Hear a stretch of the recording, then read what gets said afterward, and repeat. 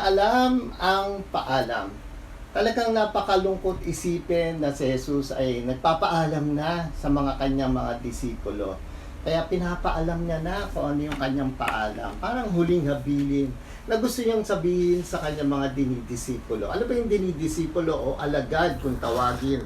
Ang disipulo kasi, for 3 years, dinisciple o dinisipline ni Jesus, dinisiplina yung kanyang mga sumusunod o alagad niya kung tawagin sa Pilipino, na gusto niyang disiplinahin para matuto ng tamang pag-iisip, tamang pagkilos, tamang pagsasalita. Kasi nung araw, panahon nila Jesus, nakikita niya lahat ang mga tao ay kailangan disiplinahin.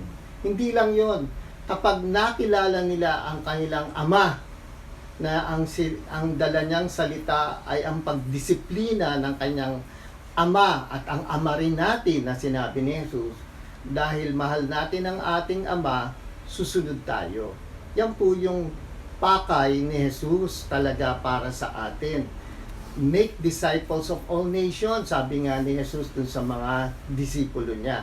Anong sa Tagalog, disiplinahin niyo po ang lahat ng tao. Yan po yan. Kung minsan tayo, minsan hindi natin naiisip kasi na make disciples. What is disciples? Diba? Yung pala, magdisiplina kayo ng tao. Yun po ang ibig sabihin niya. Simpleng dahilan o simpleng kahulugan ng discipleship, which is magdisiplina ng tao sa pamamagitan ng mga salitang iniwan ni Jesus sa kanyang mga disipulo. At kumalat na hanggang sa atin, sa buong mundo.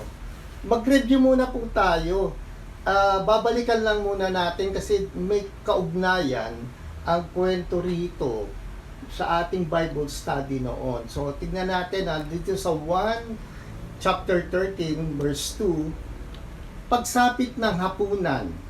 Ito po yung last Bible study natin. Pagsapit ng hapunan, ibig sabihin nakakain na sila ng hapunan.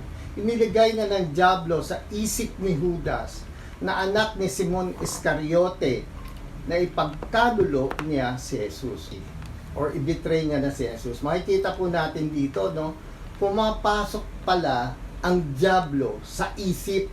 Yung pala ang first step ng dyablo sa isip. Bakit po?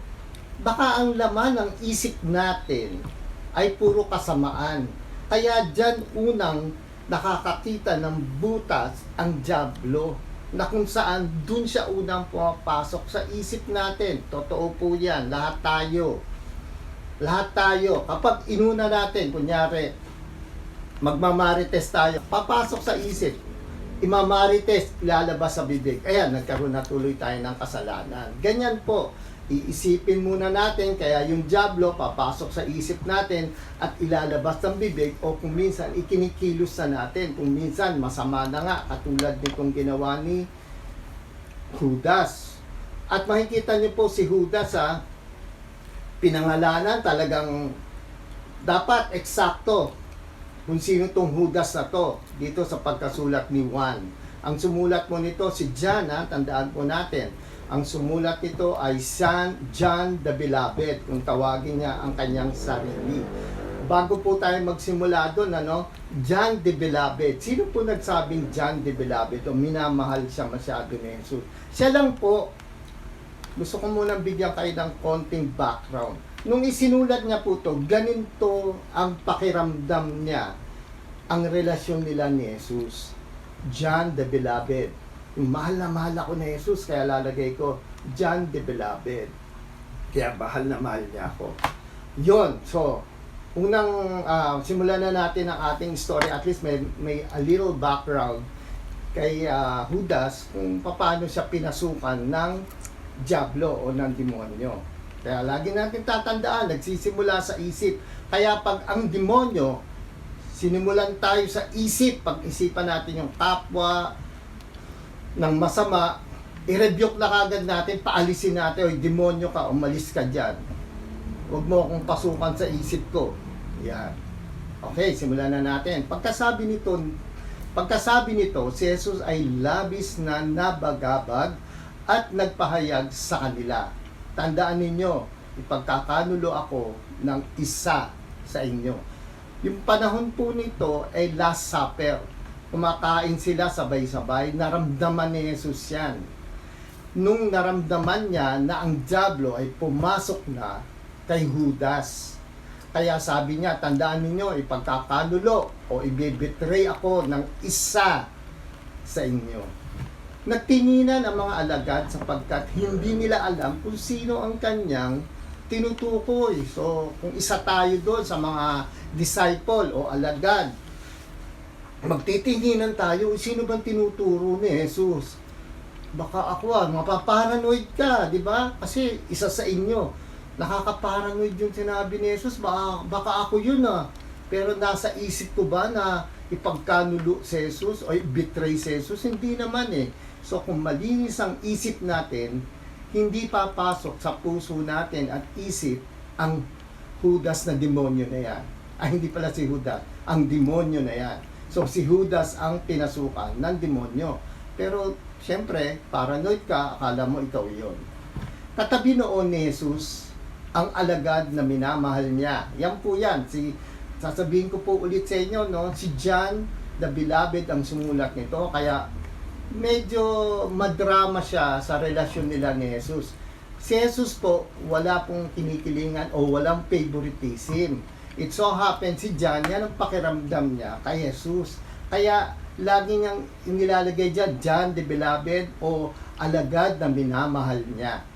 Alam nga naman, siya lang ang mahal ni Jesus, diba? Mahal niya lahat. Mahal niya lahat.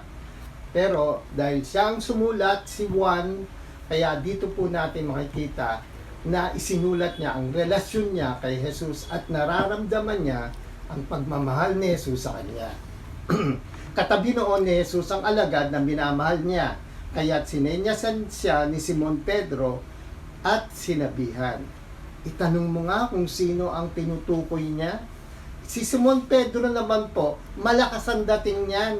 Yan po ang mga personality, iba-ibang personalidad ng mga disciples.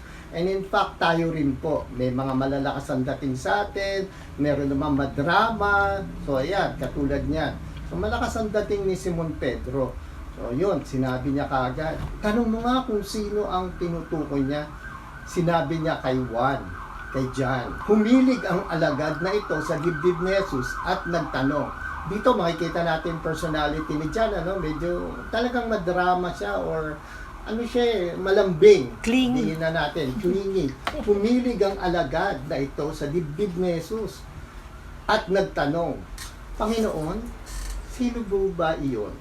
Yun ang tanong niya kay Jesus. Panginoon, sino po ba iyon?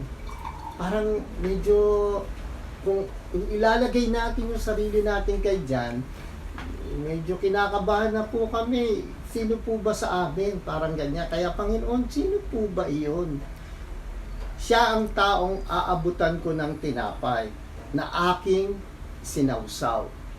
Sagot ni Jesus. So makikita natin kumuha siya ng tinapay at isasawsaw niya at ibibigay niya pa ron. Bang klase, kung tutuusin, ang gusto dyan sabihin ni Jesus, pagmamahal. So, ibang klase, ultimo si Judas, hinugasan niya nga ng paa, last time, yung ating Bible study. Ngayon naman, magsasawsaw siya ng tinapay at iaabot niya kay Judas. Nagsawsaw nga siya ng tinapay at ibinigay iyon kay Judas na anak ni Simon Iscariote. Nang matanggap ni Judas ang tinapay, pumasok sa kanya si Satanas.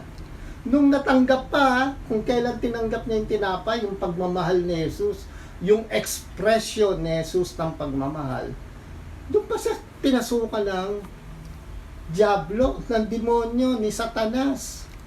Bakit? Ano bang laman ng puso niya? Di ba nung araw, siya tigahawak ng pera? Dahil maraming mga nag-aabot ng pera kala Jesus, siya yung tigahawak nila ng pera, si Judas. Pero, nangungupit si Judas dun sa kanilang lalagyanan ng pera. Yan po ang history ni Judas. So, yung kabaitang ibinibigay ni Jesus, para bang sinasabi niya, ay, ayoko ng ganyan. Ayoko ng mga kabaitang ganyan, marami pa akong gustong gawin sa iyo. So, matindi ang gagawin ni Judas kay Jesus. Gawin mo kaagad ang dapat mong gawin. Inutusan pa siya ni Jesus. Sige na, gawin mo na nga. Alam ko naman, marumi isip mo at puso mo. Sige na, gawin mo na. Alam ko, level up ka na sa kasamaan mo. Dati, nangungupit ka lang ng pera sa amin, sa mga nalilikom nating pera. Ngayon, gawin mo kaagad ang dapat mong gawin. Alam na ni Jesus, mas malaking pera yung gusto niya. Pagpapalit niya sa pera, di ba? Si Jesus, 30 silver coin. Bigyan ko po kayo ng konting background yung 30 silver coin. Pwede pong bumili ng malaking lote nung araw. Na yung loteng yon ginawa nilang sementeryo ng mga foreigner. Isipin nyo, ang laki nun. Eh, ang dami mga foreigner na nagpupunta sa Israelita nung araw. Andyan na yung mga Grego. Kaya nga ho hinahanap si Jesus at gusto nilang makilala si Jesus. Pero ang laki pong pera yun. 30 silver coin. Talagang nakaw pa more. Gusto talaga pera eh. Kilala siya ni Jesus. For 3 years nakilala siya ni Jesus. Walang sino man sa mga kasalo ni Jesus ang nakaunawa. So, hindi talaga nila maintindihan kung bakit niya sinabi iyon. Kung bakit niya sinabi kay Judas, sige gawin mo na. Dahil si Judas ang may hawak ng kanilang salapi, akala nila'y pinabibili siya ni Jesus ng kailangan nila sa pagdiriwang o kaya'y pinapabigyan niya ng limos ang mga dukha. Kasi Passover po dun noong mga panahon na yun, kaya magkakaroon sila ng celebration. So, kailangan nila ng marahil pagkain, parang gano'n. So, iniisip nila, ay siguro inuutos na Jesus na bumili sa Jollibee o sa McDonald's ng burger to si Judas kasi siya yung may hawak ng pera. Kung sa panahon ngayon na, okay, sige, tignan natin. O baka naman, magbibigay sa mga dukha, manglilimo sa mga mahihirap. So, ganyan po ang sitwasyon nung araw na nangyari. So, hindi nila alam talaga kung anong inutos kay Judas ni Jesus. Pagkatanggap ni Judas ng tinapay, kaagad siyang umalis. Gabi na noon, ang bilis ano. Pagkatanggap ng tinapay, o kaya no, kung tutusin nga, pagmamahal yun, di ba? Parang, mahal kita, ito tinapay, kain ka. But still, yung kanyang pinangahawakan sa kanyang isip at puso, na pera pa more, at gusto ko magkaroon ng maraming pera, yung pa rin na nang ibabaw. Na kahit gabi na noon, sige lakad na ako. Kakausapin ko na yung mga namamahala para eto si Jesus mapako na. Ako naman, pera pa more, dadami pera ko. Pagkaalis ni Judas ay sinabi ni Jesus, luluwalhatiin na ang anak ng tao. At sa pamamagitan niya ay luluwalhatiin ang Diyos, at kapag niluwalhati na ang Diyos sa pamamagitan ng anak ng tao, ang Diyos naman ang luluwalhati sa anak. At ito'y gagawin niya agad. So, summarize natin, parang sinasabi ni Jesus, kapag ako na itaas na sa krus, i-glorify na, luluwalhatiin na ang Ama. Tapos ang Ama naman, i-glorify siya. Itataas si Jesus. Bakit? Maraming mga tao, tayo nga sa Pilipinas, di ba? Alam natin, nung ipinako si Jesus, doon siya nag-glorify. Doon natin siya nakilala. Bakit?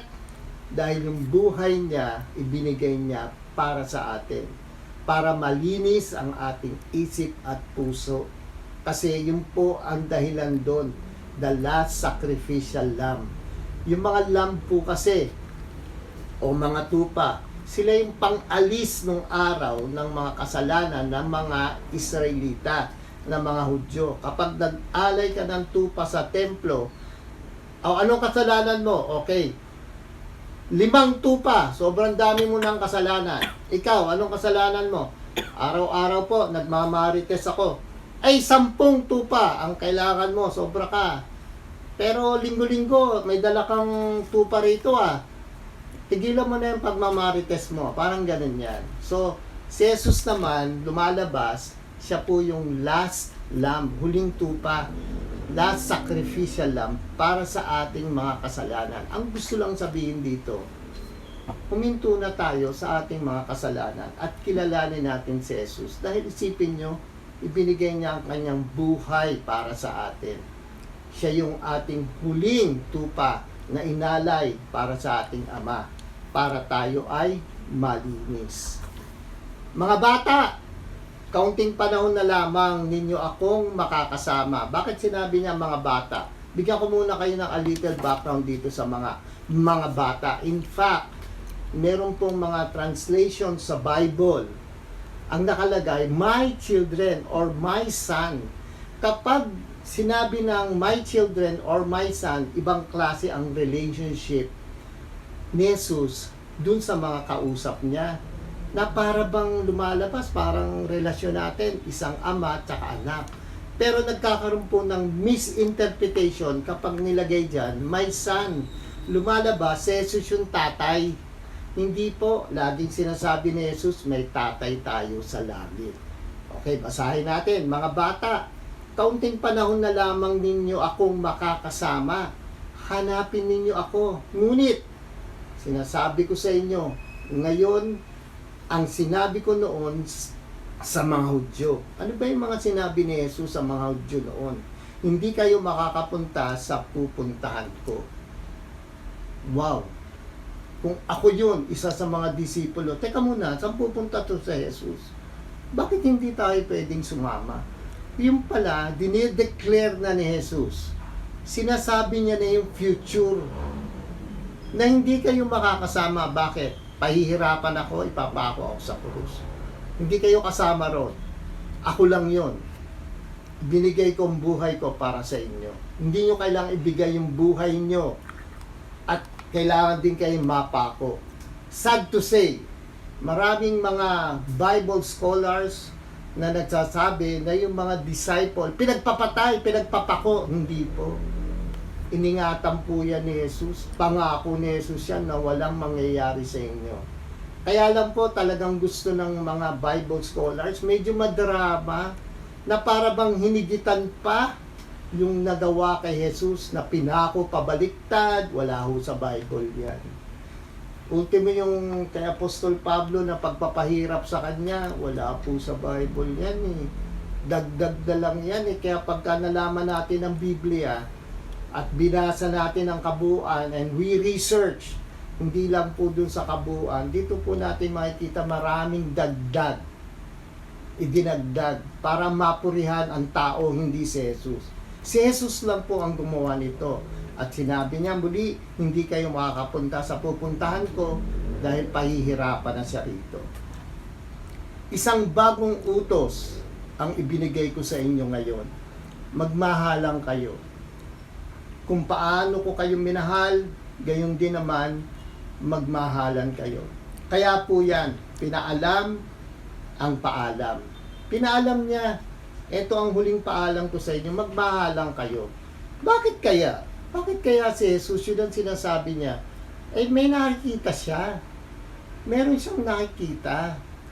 Nakikita niya na itong mga alagad niya o mga dinidisciple niya, less ang pagmamahalan sa isa't isa. Maaari po na ito yung gustong sabihin at paratingin ni Jesus sa mga disciple niya. Magmahalan nga kayo. Bakit po? Maniwala man kayo sa hindi, o I'm sure na experience nyo yan. Kung sino pa yung nandun sa church, nakasama natin, tuwing linggo, kapag tayo ay nagseserbisyo, kung tawagin nila, in fact, hindi nga service to our Father yun, kung hindi pagmamahal sa Ama. Iba sila pa yung nagmamarites sa isa't isa. Uy, ganyan yan. Uy, si ano, naku naman. Kaya ito po, sinasabi ni Jesus, magmahalan nga kayo. Wala kayong ginawa kundi mag-away-away. Bakit po? Nung panahon na si Jesus, ay nagtuturo sa kanila. Ito po yung nanay po nung dalawa rito, si Salome. Ay, Jesus, pwede mo bang paupuin yung anak ko sa kaliwa at sa kanan? Sino po yung magkapatid na to? Si John at si James. Ito po yung nagsulat, si John the Beloved. Paupuin niyo sa kaliwa at sa kanan. Kung kayo po ay isa sa mga disipulo, uy, sobra ka naman, paano naman kami? Di wala kami upuan sa kaliwa at sa kanan pag pinaupo mo na yung dalawang anak mo. Yan po yung mga minsan, pagtatalo ng mga disipulo, pag-aaway, nagkakatampuhan. Kasi, ako naman, no? Nagkaka-epalan. Epal naman itong dalawang to. Gusto kaliwat kanan ni Jesus maupo. Mga ganyan. Hindi lang po yan. Si Pedro, si Peter po medyo madrama. Makikita nyo pagka nabasa nyo buo ang gospel, makikita nyo po ang personality ng bawat isa. Si Peter medyo madrama yan. I-continue natin, makikita natin ang drama ni Peter. Kung kayo'y may pagmamahal sa isa't isa, makikilala ng lahat na kayo'y mga alagad ko. Totoo po. Kung makikitang very smooth ang relationship sa church na lang, dito natin makikita na talagang kilala nila si Jesus. Bakit? Napag-aralan nila to. Isipin nyo para sabihin ni Jesus to, kung kayo'y may pagmamahal sa isa't isa, makikilala ng lahat na kayo'y mga alagad ko, na kayo ay nasa church, na ang pangalan ay ganito, na kayo ay ganito. Hindi, baliktad eh. Kung saan nasa church pa, doon ka pa maraming kaaway. Bakit? Yun nga marami nagmamaritet, marami nagsasabi sa ng masama. In fact, sa akin nga po, may nagsabi, oy, napasukan kami ng unjesusness. Ano ibig sabihin nun? Hindi ko daw kilala si Jesus at hindi ko tinuturo at hindi ko alam ang kanyang tamang katuruan. Isipin nyo, para sabihan ako ng gano'n, isinumbong sa akin ngayon ng isa sa church, di nagkaroon na ng marites. Ako naman, bayaan mo sila. Hindi ako nagigilty. Bakit? Simulat sa Paul, kinilala ko si Jesus. Gusto ko talaga himayin ang kanyang mga katuruan, ang kanyang kwento. Kaya kahit ano pang itapon nyo na basura sa akin, I don't care. Gusto kong makilala si Jesus. At kinikilala ko si Jesus araw-araw. Yan po ang personality ni Pedro. Madrama siya. In fact, makikita natin, kung isa tayo sa mga disciple ni Jesus, yun ang imamarites natin. Yan na naman si Simon Pedro. Madrama na naman. Sumisip-sip na naman kay Jesus. Kaya po sinabi ni Jesus, magmahalan nga kayo. Kasi nagkakamaritesan eh. Nagkakaroon ng samaan ng loob dahil sa pagsasabi sa kapwa. Kaya sabi ni Simon Pedro, saan po kayo pupunta, Panginoon? Tanong ni Simon Pedro. Sumagot si Jesus. Diniretso sa tuloy. Sa pupuntahan ko, hindi ka makakasunod ngayon. Ngunit, susunod ka pagkatapos. Ang gusto lang sabihin ni Jesus, pag ako pinako, I'm sure hindi ka susunod. Totoo po yan. Nung pinako si Jesus, wala naman silang lahat doon. Pero, pagkatapos, ipako si Jesus, nang nabuhay sa muli, ayun, susunod na kayo. Kaya sinabi ni Jesus, sa pupuntahan ko, hindi ka makakasunod ngayon, ngunit susunod ka pagkatapos. Ano ba yung pagkatapos? Tinuruan sila ni Jesus na ikalat ang salita lamang ni Jesus, which is called evangelism. Gospeling. Yun po ang evangelism, gospeling. Kaya mag-evangelize tayo. Mag-evangelize, hindi mo naman kilala si Jesus. Salita nung kung sino-sino sa Biblia ang ituturo mo. Kaya sabi ni Jesus, diba? Sa pupuntahan ko, hindi ka makakasunod ngayon, ngunit susunod ka pagkatapos. Susunod saan? Sa utos ko sa inyo na mag-evangelize kayo o mag-gospeling kayo. Ikalat nyo ang aking salita. Sumagot si Pedro, bakit po hindi ako makakasunod sa inyo ngayon? Buhay ko may iaalay ko para sa inyo. Gandang dramahan, di ba? Buhay ko may iaalay ko para sa inyo. Sumagot si Jesus. Diniretso na siya. Tama na yung kadramahan mo. Iaalay mo ang iyong buhay para sa akin. Tandaan mo, bago tumilaok ang manok, 3 beses mo akong ikakaila. Ouch! Dinerecho siya ni Jesus. Ganun pala yun, yung sitwasyon na yun.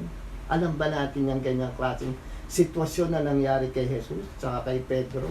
Kung tayo si Pedro, di ba? Kinabahan ka na. Naku, meron pa ng titilaok na manok. At 3 beses ko siyang sasabihin, huyo ka, Jesus, hindi kita kilala. Bakit kaya?